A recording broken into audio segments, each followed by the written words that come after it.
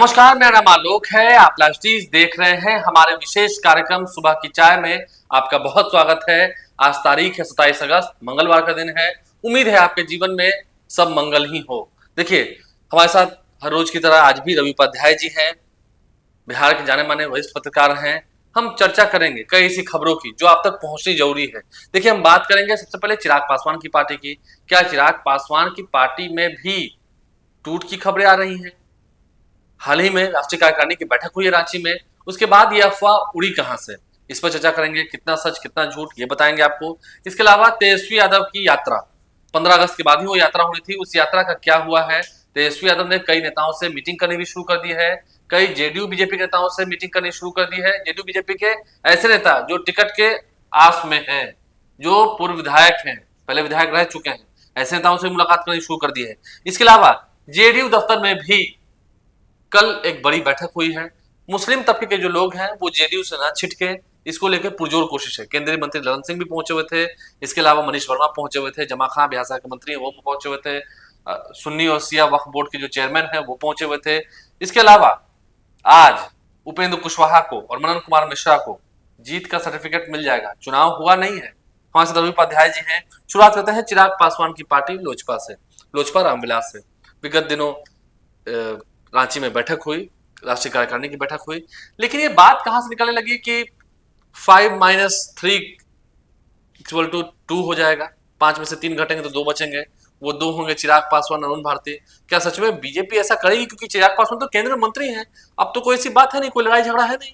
देखिए, सबसे बड़ी बात है यह समझना पड़ेगा, यह पॉलिटिकल कॉरिडोर में इस तरह की चर्चा है, लेकिन यह चर्चा ज्यादा है, सच्चाई कम है। सच्चाई कम है। सच वही तो चर्चा ज्यादा है, सच्चाई कम है, ऐसा कुछ नहीं होने जा रहा है। नंबर 1 बात। नंबर 2 बात कि आप इसको ऐसे हम लोग समझ लें कि यह कैसे चर्चा, कैसे जो सो मैंने कैसे ये धुआं निकल रही है, कैसे ये हो रहा है। ये हाल के दिनों में जो केंद्र सरकार, नरेंद्र मोदी की गवर्नमेंट, ऐसे कह लीजिए, जैसे क्रीमी लेयर का बात हुआ, वक्फ बोर्ड की बात हुई, तो और दलित के आरक्षण वाला जो मुद्दा हुआ, तो यह सब जो है सो मुद्दा हुआ। उसके बाद से अब एक और जो पिछले दिनों जो चिराग पासवान की पार्टी लोक जनशक्ति पार्टी रामविलास की जो राष्ट्रीय कार्यकारिणी की बैठक रांची में हुई, उसके बाद से वहां पर चिराग पासवान ने जातीय गणना की भी बात की।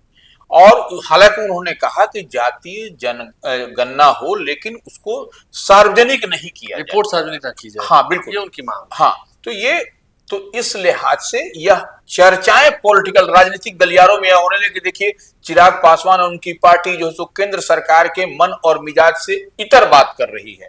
जो तो यह जो है सो यह चर्चा चलने लगी। उसमें ये हो रहा है कि अब देखिए, चिराग पासवान की पार्टी अब जो है सो नरेंद्र मोदी से, एनडीए से अलग होगी, यह तरह तरह का, उसमें बगावत की बात शुरू, हाँ बगावत की बात शुरू गई। तो देखिए, यही बात, मूल बात यही है। हालांकि सच्चाई इसमें कुछ नहीं है। इससे कुछ सारे पार्टी के 5 सांसद पूरी मजबूती से एकजुट हैं चिराग पासवान के झंडे के नीचे। चिराग पासवान इसी मुद्दे को लेकर ऑफ द रिकॉर्ड देखिए, हमारे संवाददाता है समरीन, उन्होंने अरुण भारती से बातचीत की है। फोन पर बात मेरी भी हुई है, राजेश वर्मा से कल ही मेरी बात हुई है, शांभवी चौधरी से कल ही मेरी बात हुई है। ऐसी तो कोई बात दिख नहीं रही है। देखिए, वही हम कह रहे हैं कि यह सिर्फ चर्चा है, यह गॉसिप है, यह गलियारे में इस तरह की बात चल रही है, हल्ला उड़ाया जाता है, हल्ला उड़ा, लेकिन सच्चाई ऐसा कुछ नहीं है। हम भी जहां तक देख और समझ पा रहे हैं, इस तरह की कोई बात दूर दूर तक दिखाई नहीं पड़ रही है।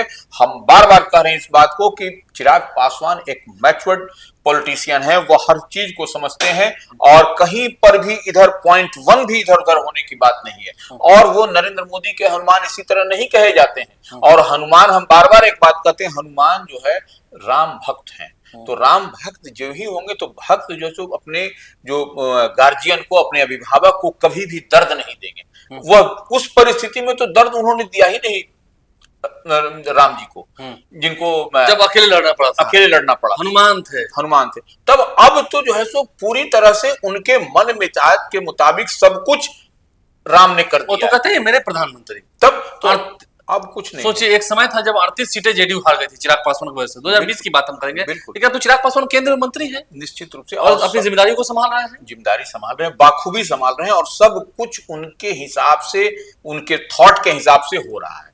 इसलिए कहीं कोई दो मत कहीं कोई दो मत नहीं, कुछ बिल्कुल। टूट नहीं होनी है। कुछ नहीं टूट होने वाली सब ह्यूमर है, एकदम सब इसी तरह से इसको ऐसे करिए, टाइ टाइ फिश है ये। टाइट है फिश है। बिल्कुल। चलिए, लेकिन तेजस्वी यादव भी तैयारी में है।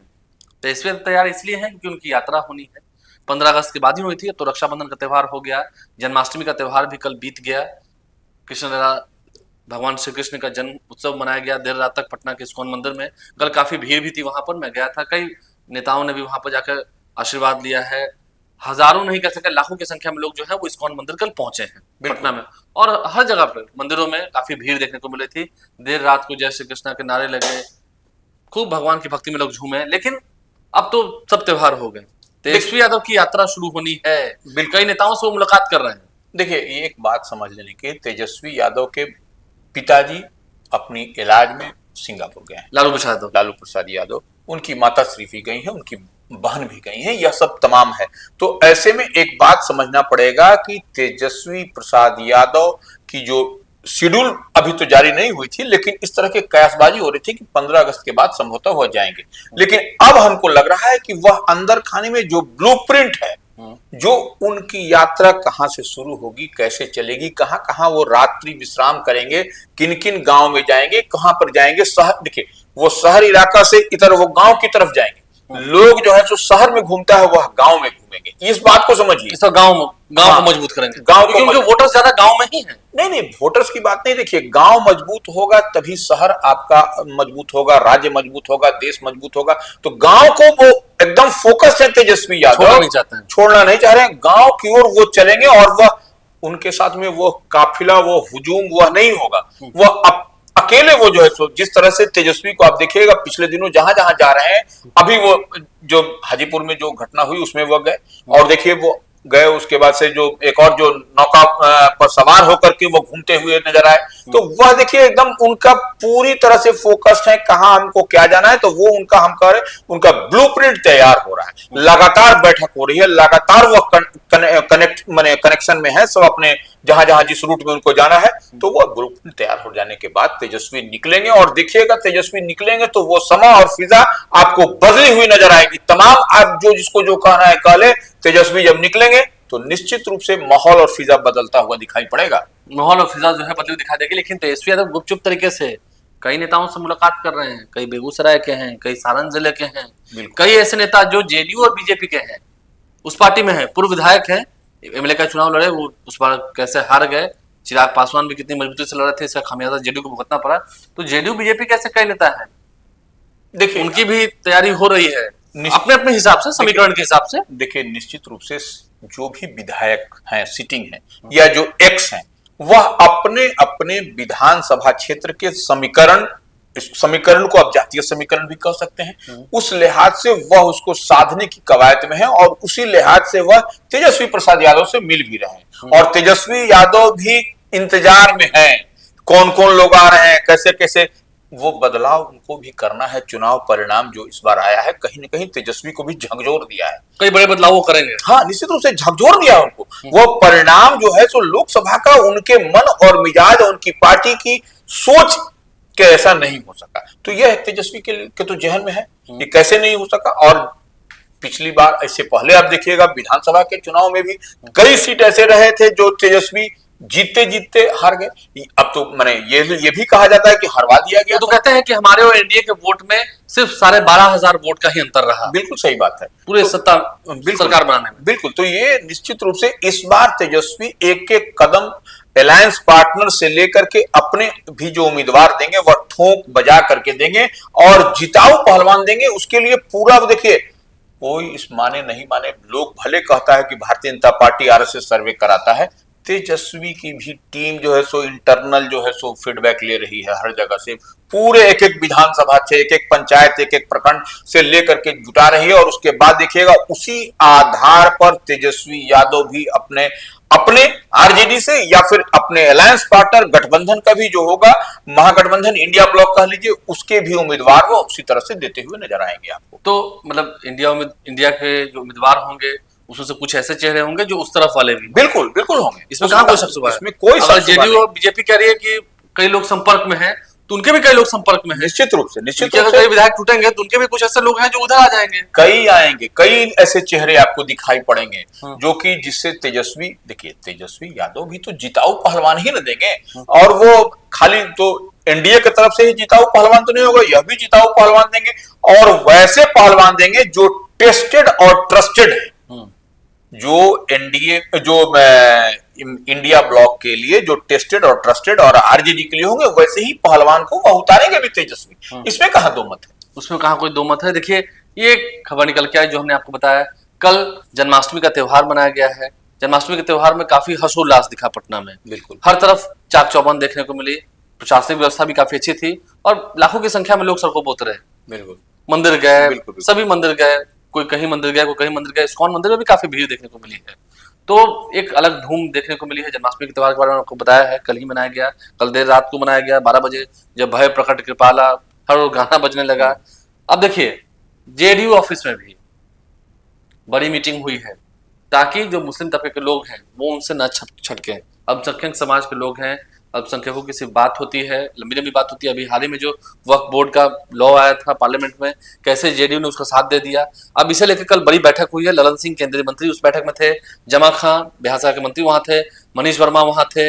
इसके अलावा कई ऐसे जो नेता हैं पार्टी के, जो सुन्नी और शिया वक्फ बोर्ड के जो चेयरमैन हैं वो वहां मौजूद थे। तो इन सभी नेताओं के साथ और बड़ी संख्या में जो अल्पसंख्यक समाज के लोग हैं वो वहां मौजूद थे। देखिए एक मैसेज भी देना होता है, और देखिए नीतीश कुमार की पार्टी जो जनता दल यूनाइटेड है, अपने कोर वोटर को जरा सा भी टच से मस नहीं होने देने जा रही है।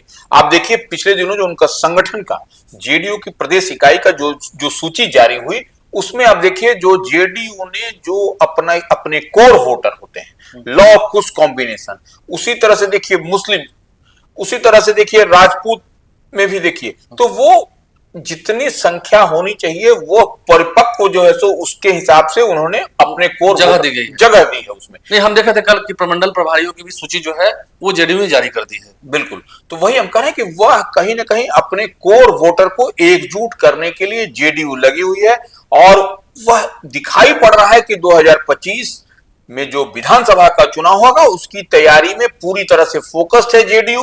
और इसी को लेकर के आप कह लीजिए जो मुस्लिम समाज में जो नाराजगी की बात चली आ रही थी, उस वक्त की बोर्ड के जो डिसीजन आया जो, तो उसी को लेकर के केंद्रीय मंत्री राजीव रंजन सिंह उर्फ ललन सिंह और जो मनीष वर्मा की बात कर रहे हैं, जमा खान मंत्री की बात कर रहे हैं, या अन्य जो उस तबके से आने वाले जो वरिष्ठ नेता हैं, उनके साथ में जो मंथन और बैठक हुई, इसी लिहाज से हुई कि हमारे कोर वोटर जो मुस्लिम और अल्पसंख्यक हैं वह इधर उधर छिटका छिटकी नहीं हो सके। इसी लिहाज से यह एक मैसेज भी अंडर करंट देने की बात है कि वो देखिए का जो डिसीजन आया उसको लेकर के बैठक है, और कहीं ना ये कहा गया कि कई ऐसे उसमें पॉइंट्स हैं, कई ऐसे पॉइंट्स हैं जिस पर हम बात करेंगे कि इसे चेंज किया जाए केंद्र सरकार से, ये बात होगी। देखिए निश्चित रूप से देखिए, अब हम तो बार बार इस बात को कह रहे हैं कि ये जितने भी जो बात कही जा रही है कि नीतीश कुमार की पार्टी जो है सो अभी एनडीए, वो एनडीए नहीं है पहले वाला, जो पहले भारतीय जनता पार्टी को एब्सोल्यूट मेजोरिटी थी। इस बार जो है तो कहीं ना कहीं ये नीतीश कुमार कह लीजिए, टीडीपी कह लीजिए, चिराग पासवान कह लीजिए, ऐसे लोग के सहारे बलबूते वो चल रही है नरेंद्र मोदी की गवर्नमेंट। तो ऐसे में जो भी चीज चाहेंगे नीतीश कुमार की पार्टी चाहेगी, अब जिस तरह से बात, उसमें अमेंडमेंट होगा, उसमें संशोधन होगा और उसमें काम होगा, क्योंकि सो दैट कि अपने आने वाले 2025 में भी जो नीतीश कुमार जो पिछले विधानसभा चुनाव में सिमट करके 44-45 पर चले आए थे, तो इस बार जो वो दर्द, वो पेन है जेडीयू को, और वो चाहती है कि बड़े भाई की भूमिका में फिर से हम आए। तो बड़े भाई की भूमिका में आने के लिए तमाम चीजों को साधना पड़ेगा, तब जाकर के होगा, और उसी कवायद में जेडीयू लगी हुई भी है। जेडीयू लगी हुई है उस कवायद में। देखिए ये खबर भी आप तक पहुंचनी बहुत जरूरी थी, लेकिन आज मंगलवार का दिन है, उपेंद्र कुशवाहा के लिए और मनन मिश्रा के लिए आज मंगल ही मंगल होगा।